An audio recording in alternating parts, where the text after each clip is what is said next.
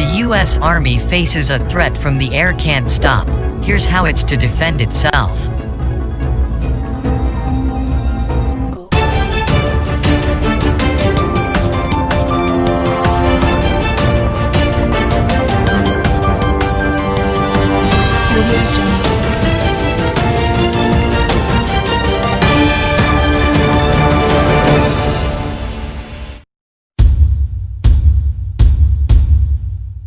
The recent 6-week war between Armenia and Azerbaijan over the disputed Karabakh region left nearly 6,000 troops and civilians from both sides dead and hundreds of pieces of military hardware destroyed. Azeri drones caused much of that destruction. Hours of drone footage showed devastating precision strikes against Armenian targets and reignited debate about the future of the tank. The US Army was not part of the conflict, but it was a reminder of an inconvenient truth that the service has known for at least a decade: its anti-air defenses are severely lacking. The Soviet Union's collapse diminished the prospect of great power war. With a lack of serious air threats, the Army got rid of many of its air defense units and directed their resources elsewhere. As a result, its air defense arsenal, especially ground-based AA platforms like short-range air defense or SHORAD systems, is now much smaller. 3 of the Army's primary ground-based AA systems, the MIM-23 Hawk, the MIM-72 Chaparral, and the M163 VADS, were retired between 1991 and 1998. From 2004 to 2018, the U.S. Army reduced the number of SHORAD battalions from 26 to 9. In 2004, the last armored AA system, the M6 Linebacker, was phased out. Today, the Army's only air defense systems are the shoulder-launched Stinger Manned Portable Air Defense or MANPAD system, the TWQ-1 Avenger, the MIM-104 Patriot, and the Terminal High Altitude Area Defense or THAAD system. The Stinger and Avenger. The Avenger is just a wheeled launch system with 8 Stingers are designed to engage aircraft up to about 10,000 feet. The Patriot and THAAD are designed to intercept aircraft and missiles at up to 73,000 feet for the Patriot and up to 93 miles for THAAD. U.S. Air Force fighter jets have been tasked with eliminating threats those systems can't hit, especially other enemy fighters and bombers. They've done well against the largely inferior air forces of Iraq, Libya, Syria, and Yugoslavia, but the threats are changing. The U.S. capabilities against adversary aircraft are, in general, very good. Mark Kansian, a senior advisor at the Center for Strategic and International Studies and a former Marine Corps colonel, said. But the biggest aerial threats of the future are not enemy fighter bombers.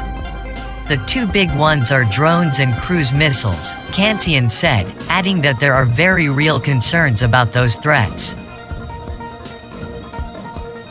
In January, Iran launched more than a dozen cruise missiles at 2 Iraqi bases housing U.S. personnel. None of the missiles were shot down or intercepted, and their impact left more than 100 servicemen with mild traumatic brain injuries. That was one of several missile and drone attacks across the Middle East in recent years. Drones and cruise missiles are smaller, cheaper, and operate at lower altitudes than jets, making it easier for adversaries to use them in large numbers. They can also be very fast, especially cruise missiles, which makes intercepting them with Air Force fighters not only difficult but economically unsustainable. Like the Air Force, the Army is reluctant to use more sophisticated AA weaponry against such small, inexpensive, and often hard-to-hit targets. Army officials have said that using a $3 million Patriot missile against a drone that costs a few $100s isn't a good economic exchange ratio. The problem with drones is they tend to be very cheap, so there's no point in firing a $100,000 missile at a $1,000 drone, Kansian said. While the US has been downgrading its ground-based AA defenses, its rivals have been investing in them heavily, largely because of US airpower dominance.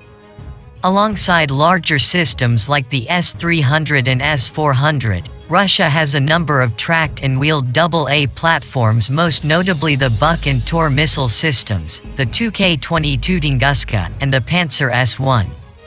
In addition to missiles, the Tunguska and Pantsir have 30mm autocannons capable of hitting low-flying targets. The systems together create a layered defense. Russia is also developing a new AA artillery system, the Derivat CPVO. Designed specifically to shoot down drones and cruise missiles, the system is armed with a 57mm main gun capable of firing smart munitions that can explode mid-flight. Russia claims its AA systems have beaten back dozens of drone attacks on its bases in Syria this year, after first experiencing such attacks in 2018. Russian AA systems do not always triumph over drones and missiles, but Moscow's continuing investment on top of systems it already has given it an advantage.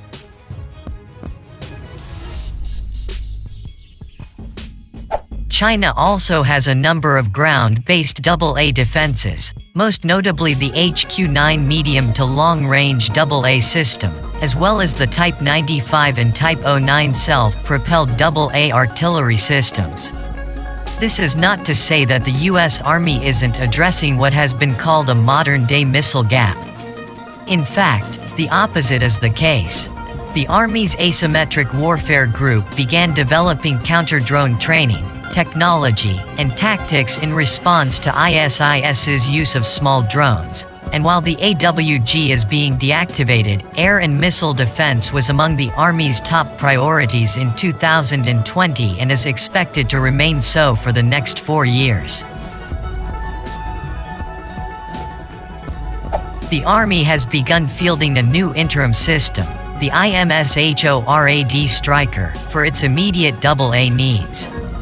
The Indirect Fire Protection Capability or IFPC system, armed with the most recent AIM-9X Sidewinder missile, is also expected to enter service in the next few years. Soldiers in Texas are testing Israel's Iron Dome system, developed with US technology, as an interim cruise missile defense. The Army is also looking at long-term solutions like rail guns, directed energy weapons and jamming technology. Those will take longer to develop and field, but it is clear that the Army is prioritizing air and missile defense and intends to counter future air threats with a variety of systems.